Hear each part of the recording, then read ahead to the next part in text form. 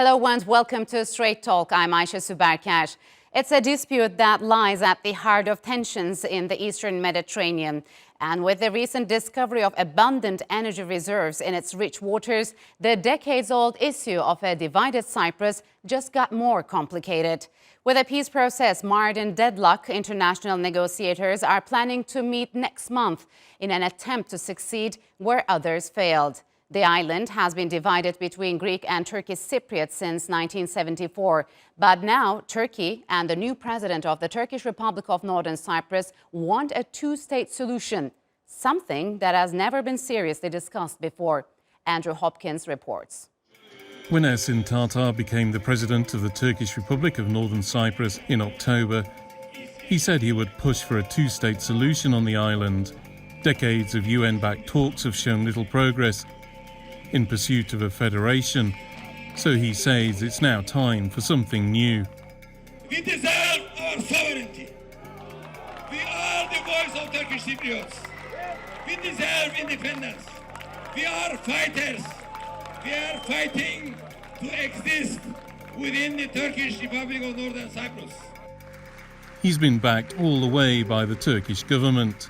Adadaki Türk toplumunu yok sayan Rum ve Yunan zihniyetinin 50 yıldır müzakereleri başarısızlığa mahkum etmesi karşısında eski çözüm formüllerini tekrar konuşmanın bir anlamı kalmamıştır. Artık o iş bitmiştir. Cyprus has been divided since 1974, when Turkish forces intervened to protect Turkish Cypriots. The operation followed a coup conducted by Greek Cypriots and backed by Greece to try to unite the island with the Greek mainland. Since then, talks have been regularly held to try to create a federation of two states, but with a federal government. They last broke down in Switzerland in 2017, when many thought they were close to a solution. Last year, the UN Secretary-General said both sides can make proposals. Obviously, in the context of these conversations and in the context of these discussions, each party has the right to take the initiatives that each party wants. Our objective at the present moment is to be able to bring the parties together. The British Foreign Secretary visited Cyprus this month with his own proposal. The UK, Greece and Turkey are guarantor powers on the island, so a new constitution would need their approval. Local media said his plans include two community states under a central government, but publicly, while visiting the Greek Cypriot side, he didn't express a preference. I think a failure to reach a settlement after so many efforts would benefit no one. So again, I urge all sides to come to the talks with a willingness to demonstrate flexibility and compromise. The Greek and Greek Cypriot leaders have also been meeting. They want a federation and are united in opposing a two-state solution. But after decades of frustration and an economic embargo, the Turkish Cypriot leader says it's time for a new approach. Andrew Hopkins for Straight Talk. And to discuss the latest, joining me now from Lefkoşa is Ersin Tatar, the president of the Turkish Republic of Northern Cyprus. Mr. President, thank you for joining us on Straight Talk. It's good to have you on the program. So what is the latest in Cyprus negotiations, and when and where do you think the next round of talks will be held? Basically, since I was elected as the president of the Turkish Republic of Northern Cyprus, as I've stated very openly and clearly in my campaign and previously when I was the Prime Minister of the Republic, that we, from hereafter, we are not going to talk federation. We will talk sovereign equality based on two neighboring states, equal states on a friendly basis with a view to cooperate on many matters in the future if we have a settlement. Basically, this is our position. Our position is a dignified position. We believe that we have the right to claim sovereignty because we do own sovereignty. We have several attempts to basically clearly state our legal righteousness in this attempt, because we are a co-founding people of the Republic of Cyprus. This is the starting point, because when the British got the island from the Ottomans in 1878. Yes. They basically acquired the sovereignty of the island, and then the sovereignty from the British was transferred in 1960 after years of negotiations, including Turkey and the Turkish Cypriots, and this sovereignty was transferred equally to two co-founding peoples. Yes. One of those people were the Turkish. This is very, very important. And when we discuss this matter with well-known legal experts, judges, and other authorities in the world, they really give us our right that we do have a right claim in that Okay. we are a different people and we have a sovereignty. Yes. This is what we are claiming. Yes. We are claiming our sovereignty, and this is based on our state, Turkish Republic of Northern Cyprus. So it seems the demand for a two-state solution does not match with the UN Security Council resolutions on Cyprus talks. This time you'll be sitting at the negotiations table with the two-state proposal. What are the chances of an actual progress at a UN meeting? Basically, the United Nations resolutions were years ago, before even Cyprus Republic was unfairly admitted unilaterally into Europe. A lot of things have passed since then, a lot of negotiations, and all the federal structures were exhausted on the negotiating table. Somehow, despite the concessions on of the Turkish Cyprus and the Republic of Turkey, with good intentions, including the Annan Plan and later in 2017 in Crans-Montana, the Greek Cypriots refused to come into a settlement agreement on a federal basis because their vision is basically single sovereignty, so that they will exercise their authority to the north over time, especially after Turkey withdraws from the island, because they are playing the European card. Turkish federal, Cyprus Federal Republic will be a full member of Europe, and since Turkey is not in Europe, Turkey will gradually withdraw from Cyprus, and it will be basically over time a unified republic, small island in the Mediterranean, and the Turkish Cypriots will be a minority in the long run. This is So, the game played, Yes. and therefore we have to be very careful as Turkish Cypriots. So, Mr. President, do you believe they will accept your two-state conditions prior to a UN meeting? Basically, this is what we have expressed to the Secretary General. This is our position. This is what we feel that we should be talking after all these years, because all the other opportunities have been exhausted. And they respect this, and they say that this is going to be an informal meeting where all the sides will be able to express their position. And this is why we are being invited to this informal meeting, whether in New York or in Geneva. I don't know yet, probably towards the end of April. However, our position is this. And when we discussed it with the United Nations, they all agree that if there is going to be a settlement on the island, both sides should agree to that. It will be a mutually agreed and basically accepted settlement. Therefore, if the Turkish Cypriots and the Turkish side does not consent, does not agree, there will not be a settlement. Okay. And the status quo as it is now will continue. Therefore, both sides should be able to agree on a settlement plan.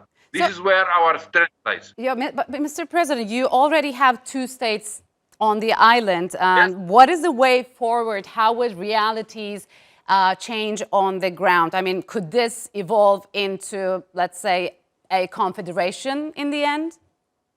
In the end, I'm not going to say anything because I don't want to prejudge the settlement or the consequences of these negotiations if they would take place.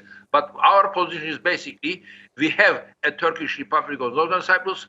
This is a national issue. We are 100% together with Turkey. And now we are on the same basis negotiating all this. And therefore, our strength is that we have a state already. Turkish Republic of Northern Cyprus, whether it's recognized or not, whether first of all, it is recognized by Turkey. This is very, very important because it is opening us to the whole world, including tourism, including higher education, including all the other sectors of the economy. And our aspiration is basically to be able to freely, with our own dignity, to exist, Yes. to live and have a secure future for our children and for next generation. Secure future. This is very important. Therefore, the guarantee of the Turkish Republic is of utmost importance with the Eastern Mediterranean and the energy issues and other strategic importance of the Eastern Mediterranean. Yes. Turkey is also adhering a lot of significance to the island of Cyprus. Therefore, we are together with Turkey, and if we insist, then we believe that we will be successful because we have a state already. Tell us about the importance of the UK Foreign Secretary Dominic Raab's contacts with you and your Greek counterpart. What kind of a role could the UK play in this process since it exited the European Union? Basically, it was a good visit. We discussed many things in depth. Obviously, British as a guarantor power, they know the Cyprus problem very well. He expressed his sympathies. He said that they would like a fair settlement. Mm-hmm. And I expressed to him our feelings about a fair settlement, what it would mean for us, a fair settlement. And his statement was basically for an agreement to take place, both sides should be flexible and somehow meet in the middle. Obviously, as a mediator, as a guarantor power, that's what his position is. And they expressed their respect for our position. However, that plan which is circulated around has not been given to us in a written format, and we would not have accepted that anyway. We would not have accepted that anyway, because what we will have is basically our freedom to express our expectations on the table. Yes. Therefore, we are not to adhere or stick to a plan proposed by others. It talks about the sovereign communal states, like the previous virgin birth, I guess. I mean, we are very careful. We are very careful, Asharam. We would definitely insist on our sovereignty. A word like community doesn't satisfy us because we are a people by international standards, United Nations regulations. If you have land, if you have people, if you are functional, if you have democracy, if you have state, if you have law, if you have all the attributes of a state, then you are a state, you are a people. We are Turkish Republic of Cyprus, constituted by Turkish Cypriot people. We are a democratically run, and basically we deserve to have our own sovereignty and to have our own state. Therefore, birthright community may be intended to understate our position. So we have to be very careful when we discuss these matters on the negotiating table or where we will be meeting. So would you be ready to make some compromises if the Greek Cypriots made couple? These are very important and significant issues, and therefore not to influence the negotiating table. These are things that should be not discussed. Therefore, I'm not going to say anything about these matters. All I'm saying is basically our struggle here in the north of Cyprus is to survive and to be able to have our own state, Turkish Republic of Cyprus, to express the sovereignty aspirations of our people. This is very important. We are obviously ready to cooperate and to share the island and its resources on an equitable basis so that the agreement, if there is going to be a settlement, should be sustainable and for the good of all Cypriots and the region also. Because when I say region, you have interested parties, guarantor powers, Turkish Republic, Greece Republic, United Kingdom, and other interested parties. So therefore, if we are going to have a settlement in Cyprus, it should address all these issues because no one can disregard the interests of Turkey. Turkey is, first of all, our motherland. Turkey is a guarantor power, and Turkey is a growing power in this region with 1,900 kilometers of coastline to the Eastern Mediterranean.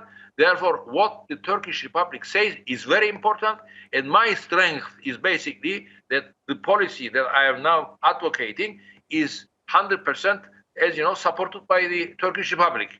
And to our very delightment, as you know, Mr. President Tayyip Erdogan stated last week in an audience to his MPs in the parliament that federation is no longer a way out. We have to have two states All right. in Cyprus. This is an announcement by the top man in Turkey, our president. Therefore, we are 100% together with Turkey, and this is our strength. All right, Mr. President. Unfortunately, we'll have to leave it here. Thank you very much for joining us on Straight Talk.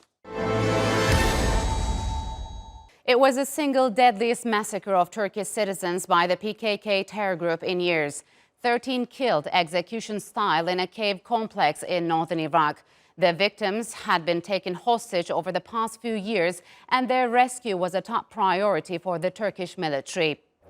Their bodies were discovered on February the 14th in the Gara region, about 120 kilometers east of Mosul. Turkey initiated operations Claw Eagle and Claw Tiger in the area last June to prevent cross-border attacks. The PKK secured a foothold in northern Iraq as it battled the Daesh terror group back in 2014. Meanwhile, the diplomatic fallout is already brewing. Turkey's President Recep Tayyip Erdogan blasted the U.S.'s initial response to the killings and Washington's long support for the PKK Syrian branch, the YPG. Labeled as a terrorist group by the U.S. and the European Union, the PKK has waged a 3-decade war against Turkey, resulting in the deaths of at least 40,000 people. Will this latest atrocity be a wake-up call for Washington about finally addressing its direct support to terror groups that are attacking a NATO ally? And to answer that, joining me from Istanbul is Matthew Bryza. He is a former U.S. ambassador. And from Ankara, Murat Aslan, who is a faculty member of Hasan Kalyoncu University. Gentlemen, welcome to Straight Talk. It's good to have you on the program. Murat, how will this heinous act impact Turkey's fight against terrorism, not only in Iraq, but in northern Syria? Well, it's really a significant event because at the end of the day, we have civilian losses over there. They were kidnapped by PKK and were executed in case a military campaign was started in the neighborhood. And PKK claims that they are arrested. That means, as if they are a legal entity. But if they are arrested, as they claim, they must be kept in proper conditions, not in a cave and not in a, brutal environment. And it's not an excuse to end the lives of these kidnapped individuals. So we will see the outcomes because Turkey is very determined to respond this act in the coming days. Maybe some series of operations may be witnessed, but it's also a probable friction between Turkey and the United States because Turkey believes that the United States is in close support to sister organizations of PKK. We'll get into that. So the U.S. State Department's initial statement, which seemed to have downplayed this incident, triggered, let's say, fierce reaction from Turkey because Washington, as a staunch NATO ally, knows very well about the PKK. If you will, I just want to briefly go over the long list of terrorist attacks by the PKK over the last 3 decades. One of the deadliest includes the 1987 attack in Pınarcık in Turkey's southeast, which left 30 civilians dead, including 16 children and 6 women. 6 years later, in May 1993, 30 off-duty soldiers were killed in an attack in Bingöl in the country's east. And more recently, in 2016, 36 civilians were killed and 125 others injured in the Güven Park bombing in the capital, Ankara. So, Matthew, what's your take on the U.S.'s conditional condemnation message, which started with an if? Yeah, for the rest of the statement was good because it said the U.S. stands staunchly with its NATO ally, Turkey.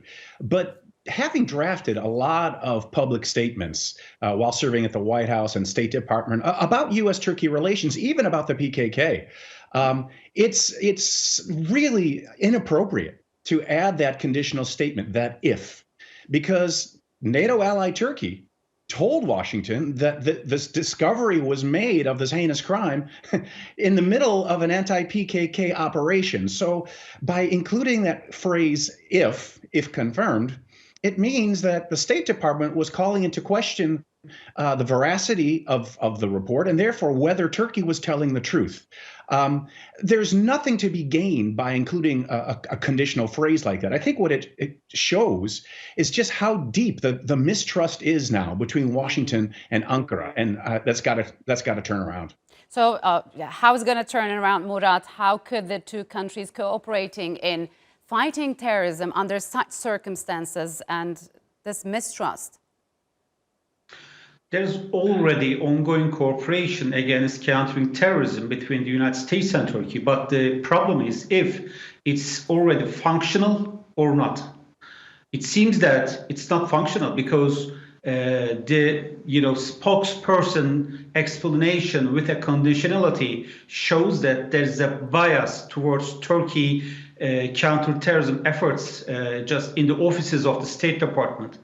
That means there's a prejudice that is injected to the minds. And it's clear that if such an attitude continues, I think Turkey will review exactly what to do by herself in the region, because Turkey cannot be dependent on countering terrorism with the allowances or permission or just approval of another country, even though it's the United States or not, because we experienced it more than 40 years here in Turkey, and it will not continue as such. So, Matthew, how could both countries build confidence in conflicting areas, let's say? If I'm an optimist, I would say that it was good that the day after this conditional statement by the State Department, Ambassador Satterfield came out and said it was, of course, the PKK that conducted the attack. And then Secretary of State Blinken and Foreign Minister Çavuşoğlu, after their conversation, the State Department did unambiguously come out and say it was the PKK. So I hope that this horrible incident may be reawakened in the new leadership of the Biden administration, the fact that the PKK is a terrorist organization, and hopefully that realization could maybe lead to some more cooperation over time in Syria. But the problem is going to remain when it comes to the YPG. I know from my government experience, the YPG is the PKK. It's the same organization, just in a different geographic location. But that is a very inconvenient political truth for the United States, since it has chosen to partner with the YPG in fighting Islamic State or Daesh in Syria. Mm-hmm. I don't see a way out of that Gordian knot. And both sides have to compromise, and neither can. So I think they may need to try to work on other issues for a while and rebuild an atmosphere of trust, maybe in the Eastern Mediterranean, for example, where I think that there can be some progress. So, but we also have this S-400 issue. Murat, do you believe the U.S.'s support for the YPG in somewhat hinges on Turkey's next move on S-400s? Because the U.S. says Turkey cannot even retain the missile defense system. S-400 is just an interface of many problems, because S-400 is an outcome, not the root cause of the problems. And S-400 may be a kind of, issue that both countries can compromise, because if you delve this issue in terms of a technical need, a technical analysis, I think the region needs S-400 like a defense system, because if the threat is Iran's ballistic missiles, there is no other system in the region to prevent or deny any kind of attack attempt, because Turkey's front to Iran is totally a gap at the southeast flank of NATO.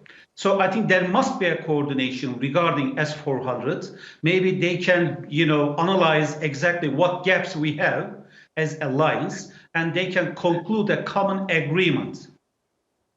So, but Matthew, how could this latest flare-up impact NATO alliance, which eyes post-Trump reset? Well, I think the NATO alliance is weakened when Turkey is feeling so aggrieved.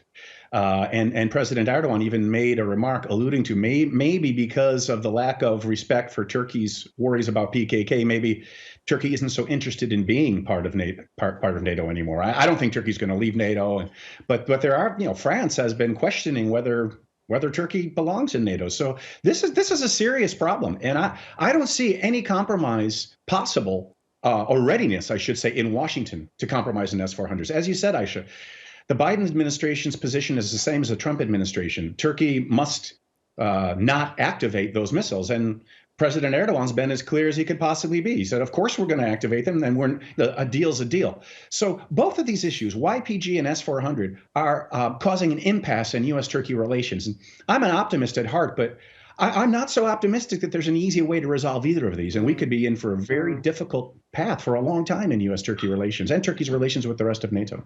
Yeah, okay. It seems it's going to be a bumpy period for the Turkey-U.S. relations, gentlemen. Unfortunately, we'll have to leave it here. Thank you very much for joining us on Straight Talk. And that's all for this edition of Straight Talk with me, Ayşe Süberker. If you've got any comments, follow us and tweet us at Straight Talk TRT. Also, don't forget to subscribe to our YouTube channel. Until next time, take care and goodbye.